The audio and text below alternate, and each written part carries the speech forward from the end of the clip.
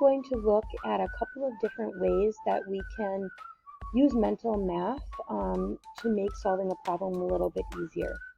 The first one that I'm going to use is I am going to use the breaking apart or using expanded notation or expanded form to help me think about numbers. So I have 27 plus 15 on my screen. If I'm expanding 27, I am going to write it as 20 plus 7. So the 20 comes from the value the 2 has in the tens place. 2 tens is 20, and 7 ones equals 7. I'm going to also expand 15. 1 in the tens place stands for 10, and a 5 in the ones place has a value of 5. So now what I can do is I can add each of these groupings together. So if I have 7 ones and 5 ones, that is going to equal 12. 20 plus 10 equals 30. So now I have 30 plus 12, which is easy to add up, which is 42. So 27 plus 15 is 42. Now another thing that you could do to make this a little bit easier is you could actually expand your 12 out into a 10 and a 2. So we have 30 plus 10 plus 2. So we have 30, 40, 42. So it gets us to the same place. Let's take a look at 27 plus 15 again. This time what I'm going to do is I'm going to think in groups of 10. When I add groups of 10 or groups of 100, groups of 1,000, those are a lot easier to add up than numbers that end in other digits besides 0. So what I'm going to do is I'm going to look at my two numbers, 27 and 15. 27 is pretty close to 30, so I want to get this up to 30. In order to do that, I know that 27 needs 3 more to get to 30. So I'm going to subtract 3 from the 15, which would leave me with 12. And then I'm going to take this 3 that I subtracted from the 15, and I'm going to give it to the top addend, 27. 27 plus 3 is 30. Now I can add those two together, and I have 30 plus 12, which is 42. So again, 27 plus 15 we figured out equals 42.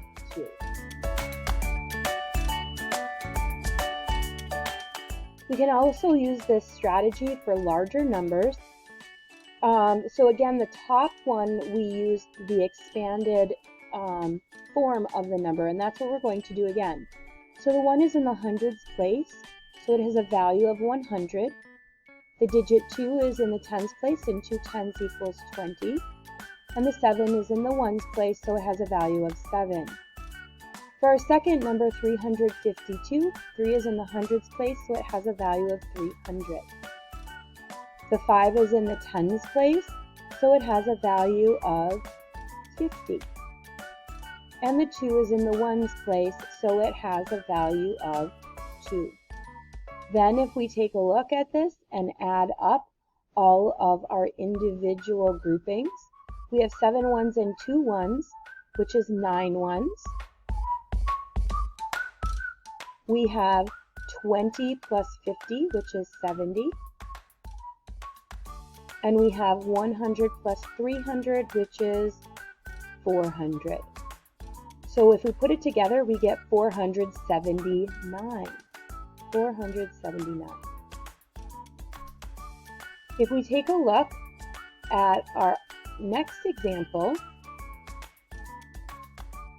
what we might want to do is look to see if there's any that we can change to a grouping of 100, or do we want to use groupings of 10?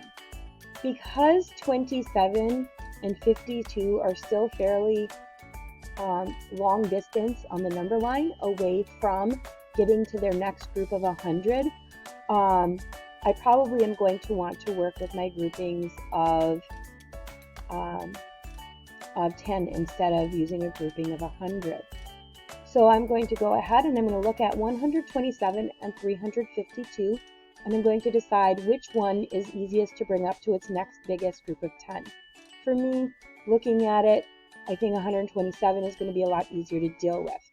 So I have 127 and I want to get up to 130.